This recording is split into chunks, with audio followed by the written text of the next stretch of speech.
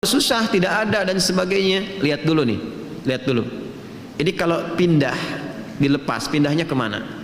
Jangan sampai terjadi tiba-tiba rumah dijual, nggak ada tempat bernaung, setelah itu meminta-minta atau menyulitkan kolega sekitaran. Ada ibu kedatangan kita misalnya dengan keluarga, ada adik numpang tinggal tapi bawa rombongan dengan 6 anggota plus ART-nya misalnya kan. Nah, jadi agak repot di situ. Maka ketika ada kondisi seperti ini, dalam kondisi darurat yang sudah berlangsung, maka berlaku kaidah ad-daruratu tubihul mahdzurat. Dalam konteks darurat membolehkan sementara waktu sampai dengan tuntas ini selesai.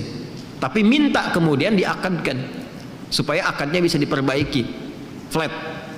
Ya, nggak ada tambahan kalau begini, kalau begitu, maka konsekuensinya harus berusaha untuk membayar sesuai dengan temponya, jangan sampai telat sehingga muncul kemudian akumulasi kembali yang jatuh pada hukum yang keliru di situ. Awas, ini konteks darurat ya, jangan disamakan dengan hukum normal.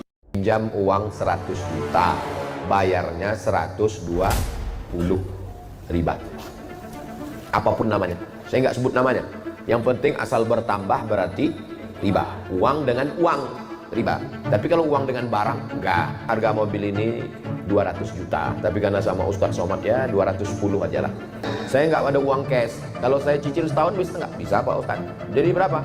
210 sebulannya Ustadz angsur aja 30 juta, ya jadi 360 Pak Ustadz. Jadi dari 210 jadi 360. Bertambah apa nggak bertambah? Bertambah. Riba apa enggak? Enggak. Kenapa enggak? Karena akadnya uang dengan barang. Seseorang kalau mengatakan kepada temannya, saya pinjamkan kamu duit 1 juta rupiah, kamu harus mengembalikannya 1.100.000 tambahan riba. Kalau seseorang, contoh yang lain, menentukan persentase, tidak harus jumlah, seperti misalnya saya pinjamkan 1 juta, saya pinjamkan 100 juta, saya pinjamkan 1 miliar. Lalu saya minta agar dikembalikan atau diberikan setiap bulan keuntungan persentase dari modal. Misal 5% setiap bulan, 10% setiap bulan. Sama halnya masuk ke hutang dan transaksi jual beli. Ini masih masuk dalam istilah riba. Judi mungkar, zina mungkar, LGBT mungkar, minum khamar mungkar, sabu-sabu mungkar, narkoba mungkar. Tapi orang lupa mungkar satu lagi. Apa dia? Masih berkutat, berkecimpung di riba. Riba itu adalah mungkar yang paling luar biasa. Sampai-sampai dikatakan fa'dhanu biharbim minallahi wa rasulih. Kamu yang tidak melepaskan diri dari riba, berarti kamu sudah mengizinkan dirimu untuk berperang melawan Allah Subhanahu wa taala. Jadi kita dengan sesuai kemampuan kita masing-masing. Mungkin sambil ngobrol-ngobrol, kamu udah ngaji sudah, istrinya sudah pakai hijab sudah baca Quran sudah, anak-anaknya gimana sudah Islami, nabungnya di mana? Masih di konvensional. Tolong Memberi solusi, tinggalkan riba, ini yang benar caranya. Dan riba pertama yang diberlakukan riba Abbas kata Nabi ya sallallahu alaihi wasallam, dibebaskan langsung dari kungkungan riba itu, dibimbing lewat nilai keislaman. Apa yang terjadi? Setelah itu bisnisnya tidak pernah kembali modal, selalu kembali untung gitu. Jadi riba itu berbahaya. Tapi ketika dibebaskan dari riba, awalnya kita merasa wah ini hilang, itu hilang. Tapi sebetulnya bukan hilang. Allah ingin menghilangkan yang buruk-buruk itu, mengganti dengan yang lebih baik dari nilai yang sangat berlipat. Dan itu pasti sifatnya, tinggal keyakinan aja babnya. Sebagian orang ketika dia utang riba, Ustaz, saya dosa itu kan yang ngeribakan itu Ustaz. Saya ini susah Ustaz. Pinjam fulus 1 juta, majer 1.100.000. Yang dizolimi siapa? Kan saya zolimi Ustaz. Saya zolimi. Ini orang yang pacet na'udzubillah lintah darat ini Ustaz. Yang dilaknat itu bukan cuma dia, engkau pun dilaknat gitu. Orang kalau belajar akan tahu.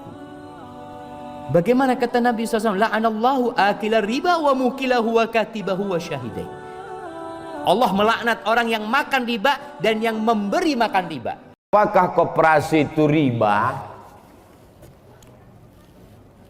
Kumpullah duit ibu 1 juta, 1 juta, 1 juta, 1 juta, 1 juta, 1 juta, 1 juta, 100 orang berarti 100 juta, terkumpullah duit 100 juta. Lalu kemudian ditanya kepada masyarakat, siapa yang mau bisnis silakan minjam uang kemari. Akhirnya minjam uanglah orang ramai-ramai. Minjam 10 juta bayar 12, minjam 100 bayar 120, minjam 20 bayar 24. Bunganya selama setahun dikumpul dibagi kepada seluruh bunga dari simpanan wajib. Maka transaksinya semuanya adalah uang dengan uang riba. Pinjam uang Ngambil yang Oke, riba itu secara etimologi bahasa tambahan. Kalau terminologinya itu, kalau dalam Islam dia sesuatu yang diambil manfaat tambahannya tapi bukan dari pintu bisnis. Oke. Nah, kalau dalam Islam itu ada dua jenis investasi.